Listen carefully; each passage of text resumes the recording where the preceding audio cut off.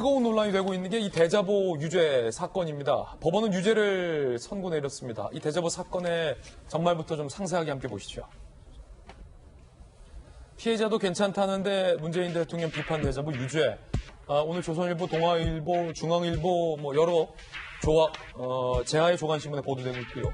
지난해 11월 25살 A씨가 당국대 천안 캠퍼스 4-5곳에 문재인 대통령을 비판하는 대자보를 부착했습니다. 그냥 대자보입니다. 다른 대학을 졸업했다고 하고 보수성향 단체에 소속된 바 있었다고 합니다. 내용은 나의 시진핑 충견 문재인 대통령이 공수처 연동형 비례제를 통과시키고 총선에서 승리한 후 미군 철수시켜 완벽한 중국의 식민지가 될 수 있도록 준비를 마칠 것이다. 라는 문재인 대통령을 비판하는 친중국 성향에 대한 비판 메시지가 담긴 대자보였습니다. 당국대학교 측의 입장부터 좀 볼까요? 당국대 관계자가 당연히 재판에도 또 경찰 조사 과정에서도 의견을 냈어요. 대자보 확인한 후 이거는 표현의 자유를 고려해서 신고가 아닌 업무 협조 차원에서 경찰에 알렸다는 겁니다. 그런데 경찰에서 처벌을 원치 않는 당국대의 의지와는 상관없이 침입범이다 라고 기소 의견으로 검찰에 송치를 했고요. 재판에 회부가 됐죠. 재판 과정에서도 당국대는 A씨가 우리 의사에 반해 불법으로 침입한 사실 없다, 처벌 원하지 않는다 라고 했습니다. 그런데 법원은 이 대학생을 상대로 건조물 침입 혐의, 건조물 침입이에요? 벌금 50만 원 유죄를 선고했습니다. 당국대, 아니 이 사건이 재판까지 와야 할 문제입니까? 라고 얘기했습니다. 피해 본 것도 없고 처벌 원치 않는다니까요? 라고 얘기했습니다. A씨 변호인은 건조물 침입죄는 주거 평온을 해칠 때 성립하는데 검찰이 피해자로 지목한 당국대 측이 피해를 본 게 없다라고 처벌 원치 않는다고 한 만큼 범죄 자체가 성립 불가하다라고 법정에서 진술을 한 바도 있습니다. 문재인 대통령을 비판했다 유죄가 선고된 이번 대자보 사진도 오늘 동아일보가 보도하고 있는데요. 함께 보시죠. 자, 이렇게 대자보 4-5장을 붙였습니다.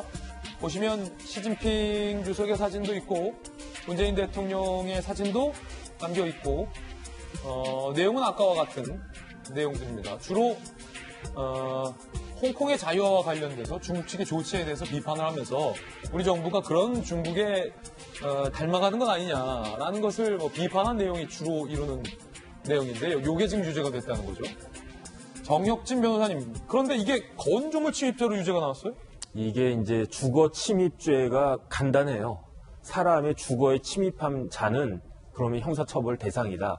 그런데 이 주거라고 하는 게 일반 집뿐만 아니고 그 대학 같은 경우는 큰 건물이니까 이제 건조물이라고 하는 개념까지도 포함이 돼서 건조물 침입죄가 되는데 핵심은 뭐냐면은 침입이거든요. 그렇다라고 하면 이 침입이라는 것이 어떤 것을 의미하는 것이냐, 침입의 개념이 무엇이냐, 정당한 이유 없이 들어가는 게 침입이거든요. 그러면 정당한 이유 없이 들어간다라고 하는 건 또 뭐냐? 결국은 그 건조물을, 집이나 어떤 그런 건조물을 소유하거나 관리하고 있는 사람이 있지 않겠습니까? 그 사람의 의사에 반해서 들어가는 것이 침입이다. 이렇게 쭉 정리가 될 수가 있겠는데 예. 대학교는 대학생만, 그 대학의 학생이나 교직원만 들어갈 수 있는 건 아니고 또 아니면 그 대학에 어떤 특별한 일이 있는 사람만 들어갈 수 있는 게 아니고 저도 그렇게 쭉 가다가 신촌이나 아무 데나 이렇게 그럴듯해 보이면은 들어갈 수 있는 거잖아요. 쉽게 말하면 대학이라고 하는 건 공공기관이기 때문에 누구나 다 들어갈 수가 있는 것이기 때문에 원칙적으로 이런 식으로 그 주거 침입, 건조물 침입죄가 성립하기가 어려운데 그런데 중요한 판례가 그 하나가 있어요. 뭐가 있냐면은 옛날에 초원복집 사건이 있었단 말이에요. 예. 그 초원복집 사건이 어떤 거였냐면은 초원복집이라고 하는 유명한 식당에 몰래 들어가가지고 밥 한 그릇 시켜 먹었죠. 복국 한 그릇 먹고 거기에 이제 도청장치를 심어 놔가지고 그 도청장치를 통해가지고 어떤 기밀을 이야기한 이야기를 갖다가 들었다. 이게 초원복집 사건인데 여기에서 그 도청과 관련된 것뿐만 아니고 대법원에서는 주거침입죄까지도 인정을 갖다가 했단 말이에요. 그렇군요. 왜냐하면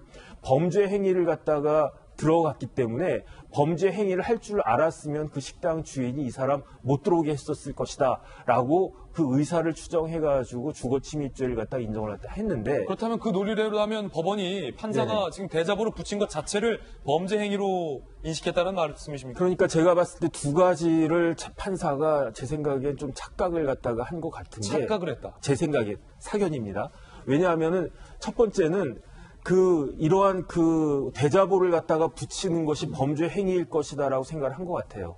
그런데 그건 아닌 것 같거든요. 두 번째는 이게 대자보를 붙이는 게 범죄 행위이기 때문에 당연히 단국대의 그 담당자, 관계자는 이런 그 대자보를 붙일 거다라고 하면은 우리 캠퍼스에 못 들어오게 막았을 것이다라고 생각을 갖다가 했을 것이다라는 게 판사의 생각인데 그런데 지금 기사에도 나오지만 단국대에서는 우리가 고발한 게 아니고 업무협조 차원에서 이러이러한 게 있더라. 그렇게 이야기를 갖다가 했을 뿐이고 심지어 법정에서 처벌의 의사를 갖다가 없다. 처벌을 원하지 않는다. 이런 이야기까지 했음에도 불구하고 판사가 주거침입죄, 건조물 침입죄 유죄를 갖다 선고한 거는 기존에 나왔던 이런 초원복지 판례 같은 것들의 그 사실관계를 정확하게 잘 모르고 했거나 아니면 좀 오인한 것이 아닌가. 항소심 가면 이게 판결이 바뀔 가능성도 상당히 있어 보인다. 박용진 의원님께서 성균관대학교 총학생회장 할 때 운동 많이 하셨잖아요. 대자보 좀 붙여보셨습니까?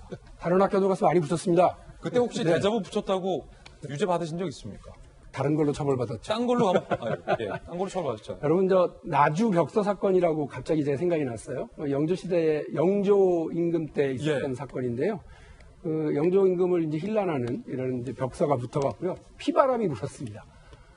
그 봉건시대 때인 거예요, 그거는. 그러니까, 임금의 정통성을 이렇게 의심하는 그런 걸 붙여서 이렇게 비판하고 비하하고 그러면 나라를 전체를 흔드는 일로 이제 해서 처벌을 받고 뭐 엄청난 피바람이 그때 불었죠. 그거는 봉건 왕조 때 얘기고요. 이 경찰이 뭐 왜 저랬는지 잘 납득이 안 가고 그리고 검찰은 왜 또 저걸 기소해서 재판까지 갔는지도 모르겠고 재판부는 왜 저거를 굳이 해서 이렇게 그냥 사회적인 이야기거리를 만드는지 잘 모르겠습니다. 우리가 지금 대북 전단 문제와 관련해서도 그렇고 여러 표현의 자유에 대해서 지금까지 얘기를 하고 있습니다만 표현의 자유와 관련해서는 계속해서 보장하려고 우리가 많이 노력을 하지 않습니까? 그건 더불어민주당이 야당일 때도 여당일 때도 마찬가지입니다. 왜냐하면 근데 민주주의의 가장 중요한 건 집회 결사 자유입니다. 그것은 서로 말하는 것, 자기 주장을 펼치기 위해서 사람들을 모으는 것 이런 것들에 대해서 더 이상 막지 않겠다라고는 헌법적 권리예요. 이거를 보장받기 위해서 전두환 때 싸우고 노태우 때 이렇게 싸웠는데 지금 갑자기 이거 봐라 건조물 진입했네 이렇게 해서 그걸 이거를 처벌한다라고 하는 건 조금 제가 볼 때는 좀 민망스러운 일이 벌어지고 있구나. 저는 몰랐는데 전에 저 대자보가 붙었다는 얘기는 들었어요. 그렇죠. 그러나 그때도 제가 아마 의견을 그냥 내버려 둬라. 누가 북에서 우리한테 보내는 그 삐라 1200만 장이 아니라 1억 2천만 장을 뿌린다 한들 대한민국 국민들이 그걸 치우기가 힘들지. 누가 그걸 받아보고서 북이 훌륭하구나. 우리 정부 문재인 이렇게 얘기 아무도 안 합니다. 저렇게 그냥 비비 꽈갖고 대자보 붙이는 걸 학생들이 본다고 한들 어느 학생이 저걸 보고 반정부의식을 가질 거면. 그러니까 건조물 침입이라고 하는 좀 지연 말단을 가지고 지금 하는 건데 그 경찰이나 검찰이나 잘 납득이 안 가고요. 재판부의 판결도 잘 이해가 안 됩니다. 저는. 그래서 오히려 이런 과정이 괜히 문재인 정부가 독재하려고 그러는 거 아니야? 이렇게 하는 우파 진영의 오해를 가져오게 해서 괜한 사회적 논란 가져오는 거 피곤합니다. 그러니까 그냥 내버려 두세요. 대한민국 국민들 그 정도 가지고 아무도 흔들리지 않습니다. 대한민국 대학가가 그런 거 가지고 흔들리지 않아요? 오해가 아니라 이거는 바로 다른 의원님 말을 정확하게 하십시다. 오해가 아니라 금방 이런 것들이 문재인 정부의 일상적이고 살벌한 일상이에요. 거봐요, 이렇게. 자, 아니, 그게 아니라 보십시다. 나하고 생각이 다른 사람은 어떤 것을 끌어다 대더라도 처벌하겠다. 이거 아니겠어요? 자, 역사 왜곡 보십시다. 지금 광주 민주화운동이나 세월호 관련해서 왜곡하면 처벌하겠다는 거 아니겠어요? 근데 왜 6.25나 세월호 천안함 관련해서는 처벌하자는 얘기 없죠? 문재인 정부에서 한다면 했어야죠. 대북전단도 마찬가지예요.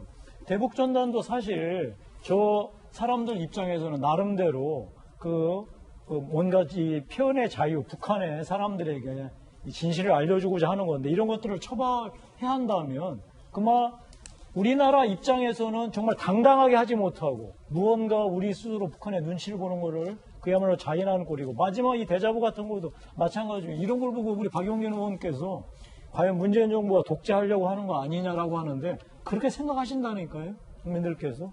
따라서 이 역사예고, 대북전단, 다음에 이번에 대자보 처벌, 이거는 문재인 정부가 표현의 자유를 정말로 얼마나 억압하고 있는지 혹시 역사적으로 평가받게 되는 날이 있을 거라는 좀 분명하게 밝혀두는 바입니다.